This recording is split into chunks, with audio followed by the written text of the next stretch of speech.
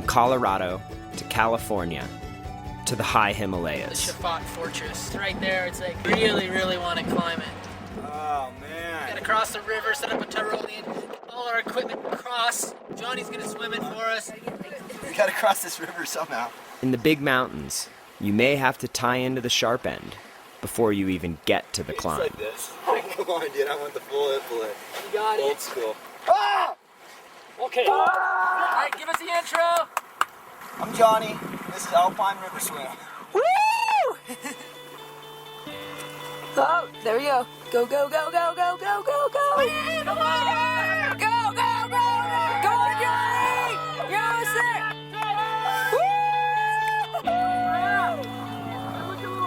Woo! If alpine climbing is a lifestyle, then Jonny Copp is living the dream.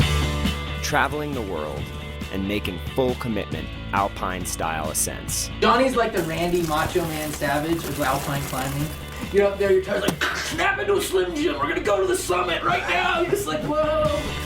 He's like the most psyched guy in alpine climbing for sure. Big missions, big adventures, remote regions that haven't been seen too much.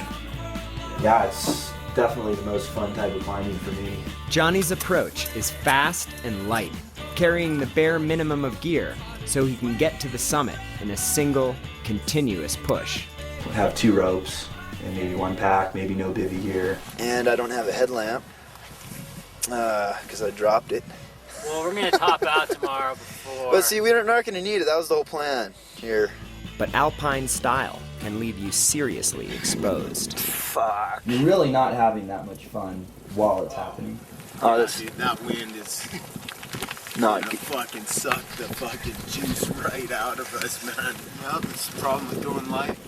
You want to do it first try, you know. Sit out a storm, do whatever it takes. This is our 3rd day up on the mountain. Micah just got done with a really wet waterfall pitch. It looked horrendous. Real cold now. Micah can laugh off some pretty crazy situations, and that's super important in the big mountains. I should have stayed at the Boulder Rock Club. He's a funny motherfucker, man. I've worn yarmulkes bigger than this baby spot. There's a big chance of failure on a lot of these missions. That makes it all the more fun if you do succeed in the end. On the summit of the Shafat Fortress. Yeah, we're so psyched!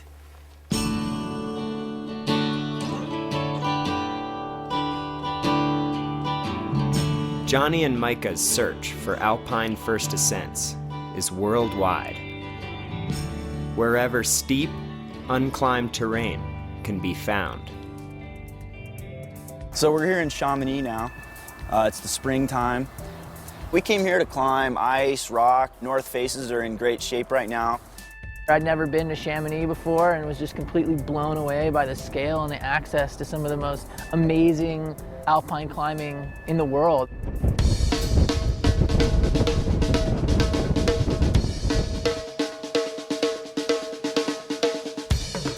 It's a really funky form of climbing, snow over granite. Pretty sloppy stuff.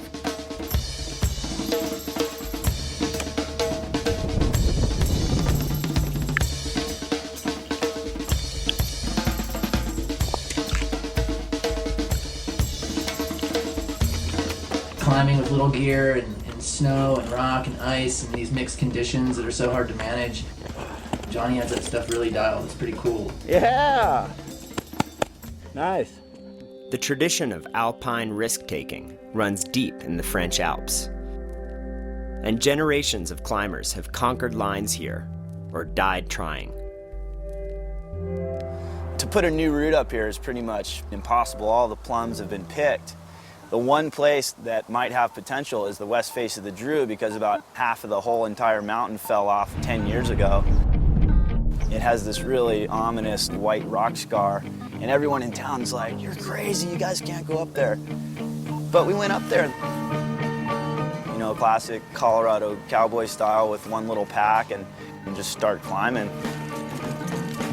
Starting out on some really cool mixed terrain up these rock corners with some ice in the back of them. Oh, screaming barfies in my hands, real bad. And then it turned to pure rock. We got about halfway or so up the wall, and a big storm came in, encrusting the whole face in ice. We spent the night on a small little perch up there. Hunkered in for a pretty uncomfortable night. Considering that the storm's going to build, you definitely don't want to be up in that situation for too long with the limited equipment. Cold night up here on this tiny little snow ledge. Brr. Your only choice is to go down. We were just at the base of the wall, like, woo, wow, the west face of the Drew didn't kill us. That's great. Sitting there, like, chucking our gear off, super psyched. Then all of a sudden, you hear this crack behind us, and these 2 VW-sized blocks of ice are coming down. And I just saw Micah's heels get clipped by the edge of one of these big chunks of ice. The whole freaking thing went, and we just ran for our lives. That gives me pause once in a while, thinking about the close calls. It definitely is a moment of reflection and just, how fragile we are in the alpine environment. I've had friends and partners who've paid the ultimate price for climbing in the big mountains. So if the price of failure is so high, why take the risk? I don't know how to answer the question of why I do this. I don't know if there's really an answer. It's just because it's a stupid question. It's a question that anyone who pushes the limits of risk will ultimately face. I don't know, maybe it's just another pathology, an addiction. Perhaps there's a glitch in my brain. I battle with that a lot of like, what are you doing? There's no answer to why we're up there and why we're into risking ourselves and, up in the mountains. It's fun to be out in the mountains having a good time.